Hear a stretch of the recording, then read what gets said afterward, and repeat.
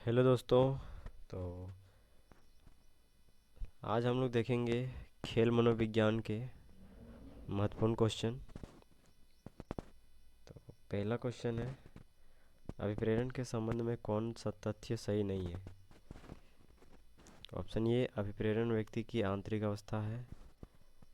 B, अभिप्रेरित क्रियाएं लक्ष्य की ओर निर्देशित होती है। सी, अभिप्रेरित व्यवहार उत्पन्न होने के बाद उद्देश्य की प्राप्ति तथा जारी रहता है। डी, अभिप्रेरित व्यवहार में एक निश्चित लक्ष्य होता है। तो इसका सही आंसर है बी, अभिप्रेरित क्रियाएं लक्ष्य की ओर अनिर्देशित होती है। अगला प्रश्न है दूसरा नंबर, निम्नलिखित में से कौन सा तथ्य अभिप्रेरणात्मक चक्र से संबंधित नहीं है। ऑप्शन ए, आवश्यकता। बी, भोजन। सी, प्रनोद। डी, प्रोत्साहन। तो इसका सही आंसर हो जाएगा दोस्तों बी, भोजन। अगला प्रश्न है,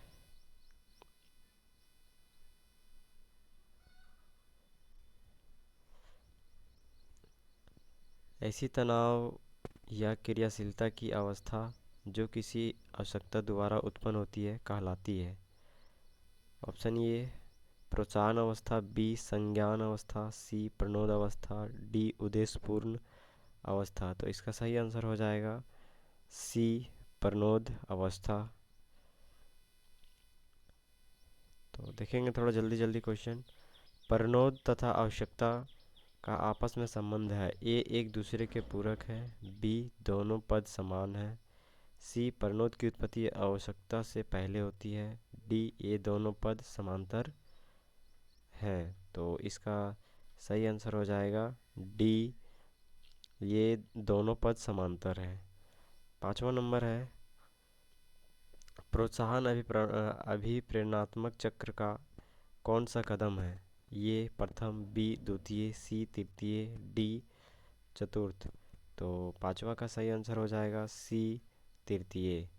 छठा में है, किसी वस्तु को लक्ष्य या प्रोत्साहन कहलाने के लिए आवश्यक है। ये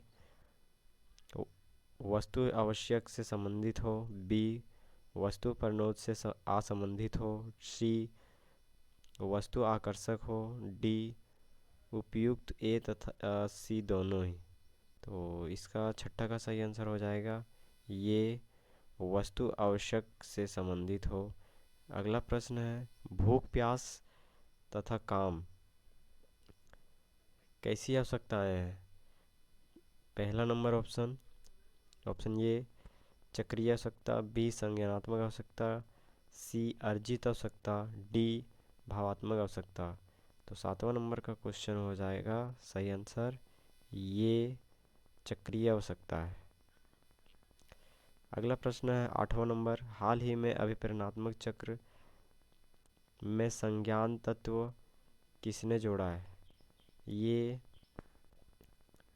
लीडिसे ने। बी, डेसी ने। सी, वाटसन ने। डी, सेरेरू एवं सेरिफ ने। तो आठवां का सही आंसर हो जाएगा बी, डेसी ने। संज्ञान तत्व जो जोड़े हैं वो कौन है, डेसी ने। अगला प्रश्न है नौवां प्रश्न है, निम्नलिखित में क्या संज्ञानात्मक प्रेरणात्मक चक्र का एक अंग नहीं है। तो ये में है आवश्यकता। बी में है आवश्यकता। इसका देखिएगा ऑप्शन ए और बी एक जैसा है, लेकिन देखिएगा इंग्लिश अलग अलग है। इंग्लिश में एक है नीड और एक है इंसेंटिव। तो ये दोनों का डिफरेंट देख लीजिएगा। सी में है मूल प्रवृत्ति। डी में है ज्ञान। तो इसका सही आंसर हो जाएगा नौवां का सही आंसर हो जाएगा 9 नंबर का सही आंसर है सी, 9 नंबर का सी, मूल प्रवृत्ति। 10वां नंबर देखिए, जन्मजात अभिप्रेरकों को अन्य किस नाम से जाना जाता है। ये शारीरिक अभिप्रेरक। बी, जैविक अभिप्रेरक। सी, अर्जित अभिप्रेरक। डी, उपयुक्त। ए, बी, दोनों ही। तो 10 नंबर का 10th नंबर का सही हो जाएगा डी, उपयुक्त, ए बी दोनों ही। 11th नंबर क्वेश्चन देखिएगा, दर्द परिहार तथा तापकर्म नियमन किस प्रकार के अभिप्रेरक हैं? ऑप्शन ए अर्जित अभिप्रेरक, बी जन्मजात अभिप्रेरक, सी शारीरिक अभिप्रेरक, डी उपयुक्त, बी तथा सी दोनों ही। तो इसका 11th का सही आंसर हो जाएगा दोस्तों डी नंबर, उपयुक्त, बी तथा सी दोनों ही। अगला प्रश्न है 12 नंबर, किधर है 12th नंबर, भूख के स्थानीय उद्दीपन सिद्धांत के अनुसार ए आमाशय में फैलाव के कारण दुख दर्द होता है, बी शरीर में ग्लूकोज की मात्रा कम होने पर भूख लगती है, सी आमाशय में संकुचन के कारण भूख दर्द होता है, डी ईंधन की आपूर्ति कम होने के कारण भूख लगती है। तो 12 नंबर का सही आंसर हो जाएगा इसका सी, आमाशय में संकुचन के कारण भूख दर्द होता है। अगला है नेक्स्ट प्रश्न है 13, स्त्री तथा पुरुष की यौन ग्रंथि क्रमशः कहलाती है? तो क्या कहलाती है? ऑप्शन ए डिम्ड ग्रंथि तथा पीयूष ग्रंथि, बी पीयूष ग्रंथि तथा अंड ग्रंथि, सी डिम्ड ग्रंथि तथा अंड ग्रंथि, डी अंड ग्रंथि तथा डिम्ड ग्रंथि। तो कौन सा ग्रंथि कहलाता है? 13 नंबर का सही आंसर हो जाएगा सी। अगला प्रश्न है 14 नंबर में पूछा है उपलब्धि अभिप्रेरण के मापन में प्रयुक्त विधि है? ये टीएटी, बी रोसर्क टेस्ट, सी व्यक्ति इतिहास विधि, डी साक्षात्कार विधि। तो 14 का सही आंसर हो जाएगा ये टीएटी विधि। अगला प्रश्न है 15 नंबर, उपलब्धि अभिप्रेरणा का विस्तृत अध्ययन कर इसको टीएटी विधि के द्वारा मापने का श्रेय जाता है। तो ऑप्शन ए एटकिंसन को, बी होएंगा को, सी कर्नाल्ड को, डी मैकलीलैंड को। तो 15 नंबर का सही आंसर हो जाएगा डी मैकलीलैंड को, है ना। तो अगला प्रश्न देखिए 16 नंबर में क्या पूछा है?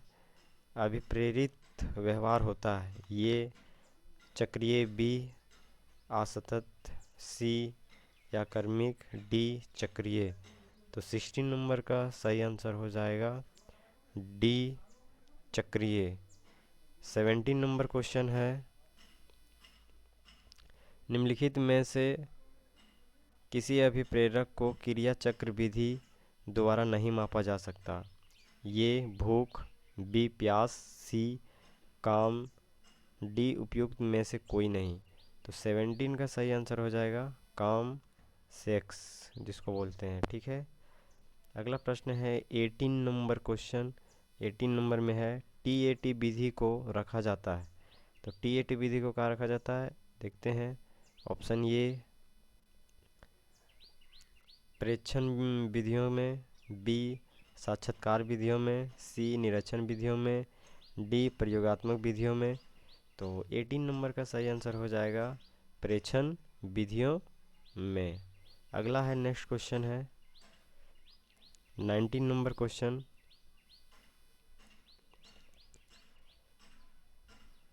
19 नंबर क्वेश्चन देखते हैं। 19 नंबर है कथनांक संप्रत्याशन परीक्षण टीएटी का प्रतिपादन किया किसने किया? ऑप्शन ए एडवर्ड्स ने, बी वाटसन, सी मैकिन्टोश ने और डी मरारे, ठीक है। तो इसका सही आंसर है 19 का सही आंसर हो जाएगा डी मरारे के द्वारा। अगला प्रश्न है 20 नंबर में प्रश्नावली विधि को अन्य किस नाम से जाना जाता है? तो इसका देखते हैं ऑप्शन ए निरीक्षण, बी आविष्कार, सी सामाजिक विधि, डी इतिहास परीक्षण।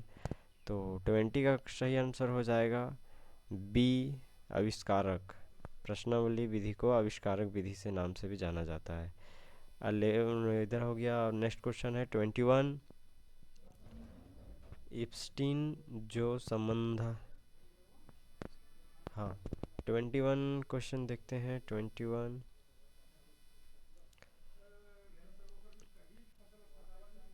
21 है इप्स्टीन का जो संबंध डबल डिप्लेशन सिद्धांत से है वही संबंध मैकडूगल का खाली स्थान से है। तो देखते हैं ये परनोद सिद्धांत, बी वेक्टर कर्षण सिद्धांत, सी मूल प्रवृत्ति सिद्धांत, डी प्रोत्साहन सिद्धांत।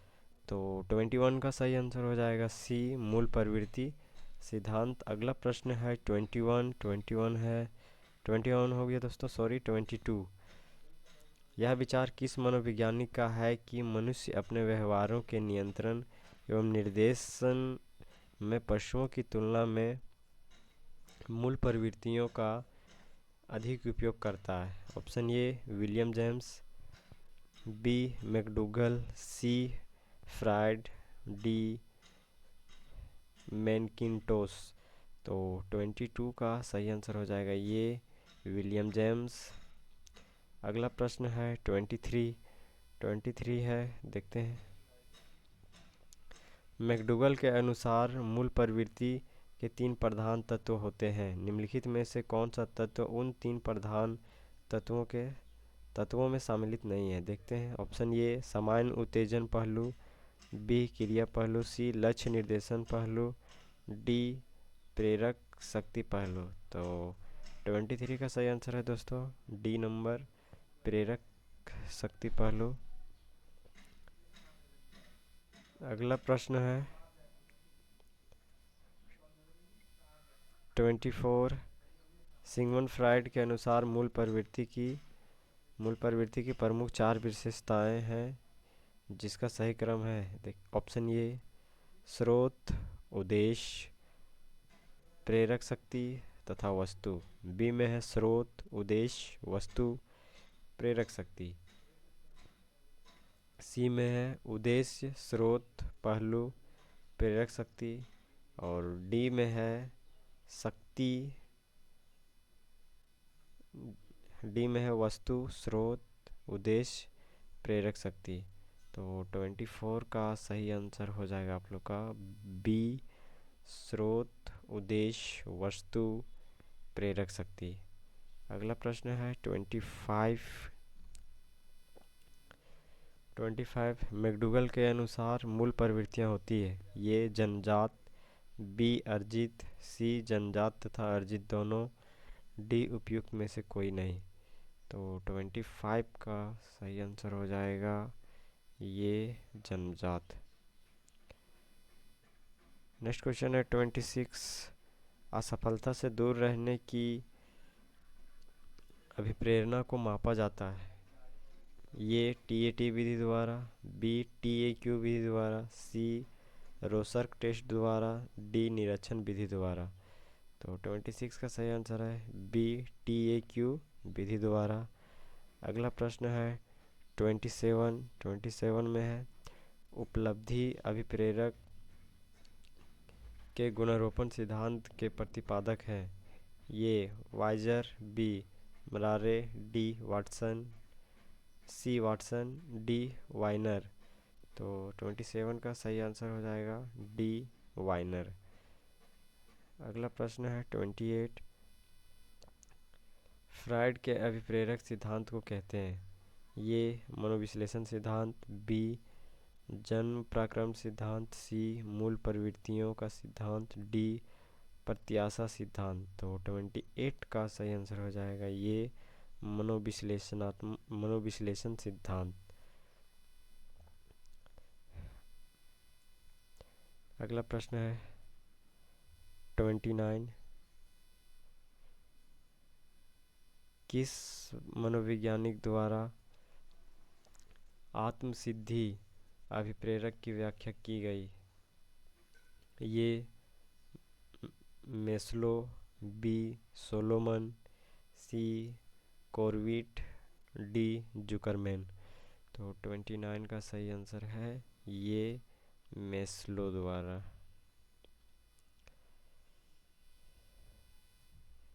नेक्स्ट प्रश्न है 30 में मेस्लो द्वारा बताई गई मानव आवश्यकताओं में से कौन सी आवश्यकताओं का क्रम ठीक नहीं है। ये आत्मसिद्धि की आवश्यकता, बी स्नेह पाने या देने की आवश्यकता, 3 सम्मान की आवश्यकता, 4 सुरक्षा की आवश्यकता, 5 शारीरिक आवश्यकता।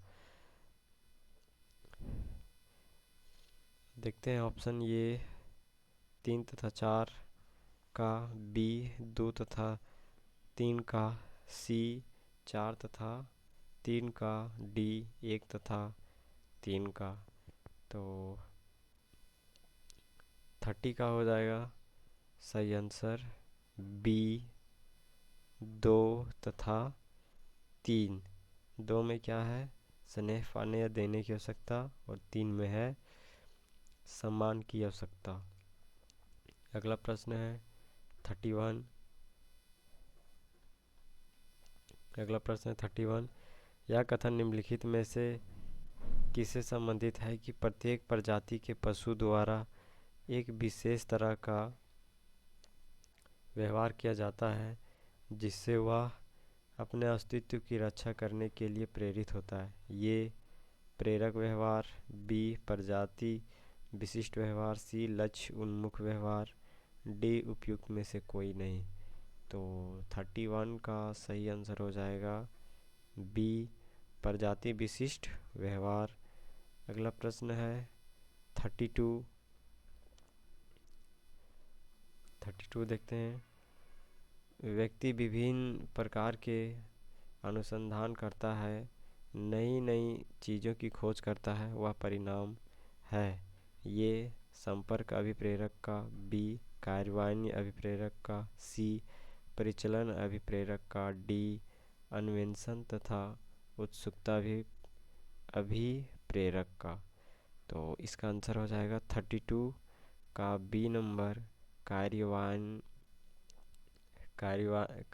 अभिप्रेरक का। और नेक्स्ट प्रश्न है 33 है। राहुल अपने इच्छा को संतुष्ट करने के लिए कार्य करता है, साथ उसे उस कार्य द्वारा आय भी होती है, ठीक है, जिसका प्रयोग वह अपने जीवन निर्वाह में करता है। उपयुक्त उदाहरण के लिए निम्नलिखित में से कौन सा अभिप्रेरक कार्य करता है। ये बाह्य अभिप्रेरक, बी आंतरिक अभिप्रेरक, सी क्रियाशील अभिप्रेरक, डी उपयुक्त ए तथा बी दोनों। तो 33 का सही आंसर हो जाएगा डी ए तथा बी दोनों ही।